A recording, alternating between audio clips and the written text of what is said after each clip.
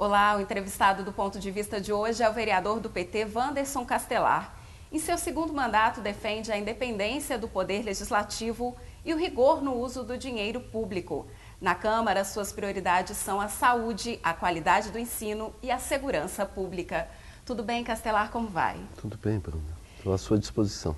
Castelar, o senhor apresentou leis moralizadoras do poder público, foi o primeiro vereador a não receber as verbas extras da Câmara e criou a lei que instituiu em Juiz de Fora o portal da transparência da Prefeitura e da Câmara. O que o motivou a criar essas medidas? Aliás, eu não fui o primeiro, eu fui o único vereador que, por 4 anos, recusou o recebimento das chamadas verbas extras, que incluía 14º e 15º salários, como acabaram sendo classificadas, né, chamadas esse tipo de remuneração.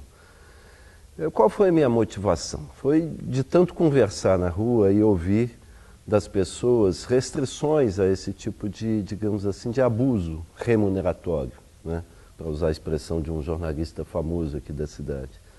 Eu não teria condições de iniciar o exercício de um mandato se eu não colocasse essa questão como algo central para ser resolvido antes que a imprensa, a própria opinião pública nos cobrasse isso, como acabou cobrando e essa cobrança foi aumentando ao longo dos 4 anos, e até que no início dessa legislatura o conjunto dos vereadores, alguns ajudado, né, eu diria, por alguns que estavam entrando e que também vinha ouvindo esse mesmo clamor nas ruas, decidiu pôr fim a esse tipo que eu volto a insistir, de abuso, né?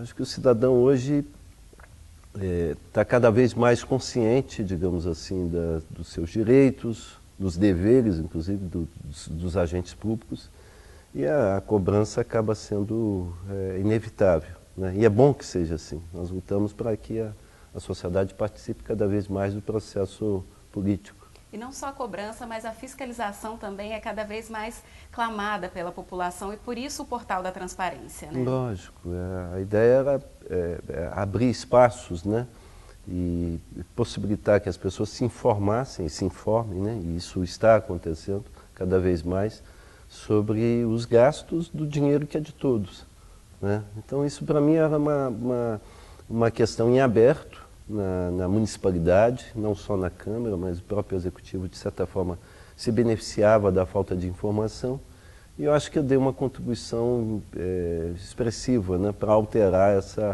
essa dinâmica, né, das coisas relacionadas à coisa pública, por assim dizer. Seguindo nessa linha de fiscalização também, o senhor é autor da lei que obriga a divulgação mensal do relatório sobre o cumprimento de horários dos ônibus do transporte coletivo urbano de Juiz de Fora. É uma maneira de garantir mais um mecanismo de cobrança por parte da população, né? O transporte coletivo é sempre um foco de tensão permanente em todos os municípios, seja em função dos valores, né, cobrados, fixados pela tarifa, seja em função do cumprimento de horários, da qualidade do serviço. E Juiz de Fora acho até que tem uma qualidade que agora precisa ser revista, e a gente aguarda que essa administração dê conta das mudanças que deve fazer no que diz respeito ao transporte coletivo. Mas, no atual momento, continua em aberto essa questão do cumprimento de horários. As empresas não cumprem e o poder público não faz cumprir. Foi por isso que eu criei propus, né, um projeto que se transformou em lei, embora não esteja sendo cumprida, que determina a apresentação de um relatório mensal sobre o cumprimento de horários, sobre as punições que são dadas, né, às empresas. O intuito não é punir a empresa, né, o intuito é fazer com que ela honre o contrato, né, que determina assim, o cumprimento de horários e o melhor serviço possível à população. Por iniciativa do senhor, foi criada em Juiz de Fora a área de proteção e segurança escolar. Em que consiste essa área, Castelar? Essa é uma lei que talvez seja mais importante, porque ela está voltada para a educação, né? E é evidente que a tranquilidade, a segurança escolar hoje passou a ser, embora não fosse no passado até recente, mas passou a ser um problema do chamado mundo da escolar, né? A violência que graça hoje na sociedade acabou chegando à escola, infelizmente. Então a ideia é de fazer com que a escola volte a ser o centro das atenções dentro de uma comunidade e que de fato seja protegida, né? Que seja cuidada pelo poder público.